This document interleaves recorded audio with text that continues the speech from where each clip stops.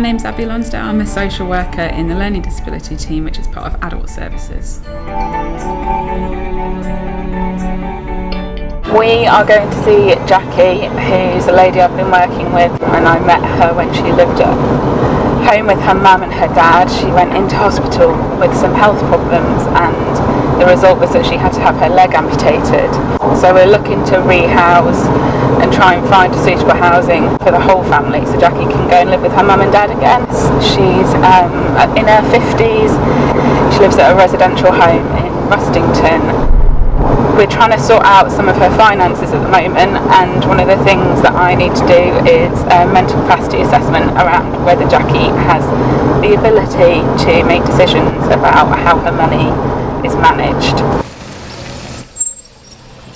The assessment involves establishing Jackie's ability to manage her own money and to make decisions about how her money should be managed in future.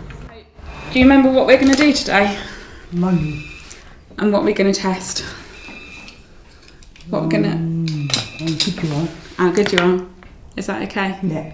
Got lots of questions to ask you. So we'll do a number of tests looking at whether she can recognise certain types of money, whether she can identify coins and notes. We'll also look at some more abstract concepts to do with money, such as banking or post offices, credit cards, debit cards. We'll look a little bit at her ability to do arithmetic, adding and subtracting, a little bit about value for money, and we'll give her some items to look at and see if she can decide what's cheap and what's expensive, and what she would pay for something normally, which should be quite difficult for her considering her lack of experience in buying things.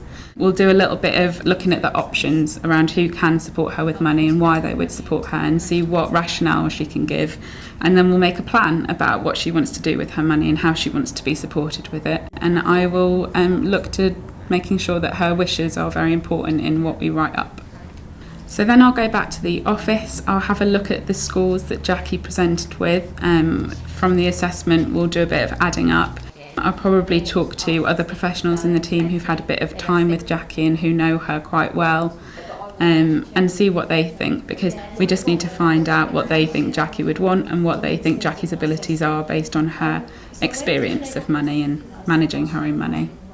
When assessing a client's needs, you normally spend quite a lot of time with them. You might observe them. You'd also talk to their carers, their family, their friends. Quite often you'd use other professionals in the team, like occupational therapists, physiotherapists, speech and language therapists, psychologists, psychiatrists, and you'd use their specialist knowledge as well, and you can use that information to help inform your assessment.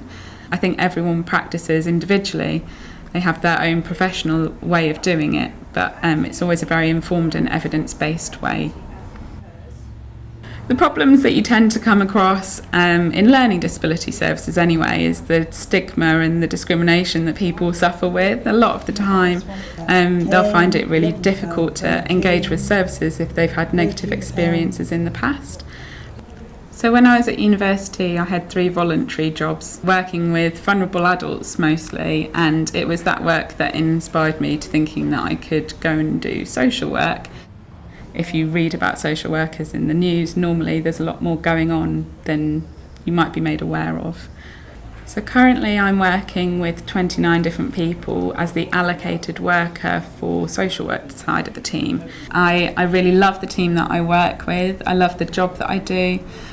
My role lets me work with people who you wouldn't always see in day-to-day life or get to know. So it just offers you more of an experience, and it makes you very humble when you compare your life and your challenges to the challenges that somebody else faces every day with everything and every task that they have to do. At the end of the day, I feel absolutely exhausted normally, but like I've done something really worthwhile and rewarding. I feel like I've achieved something, and I'm normally very happy when I leave work if I've managed to help someone.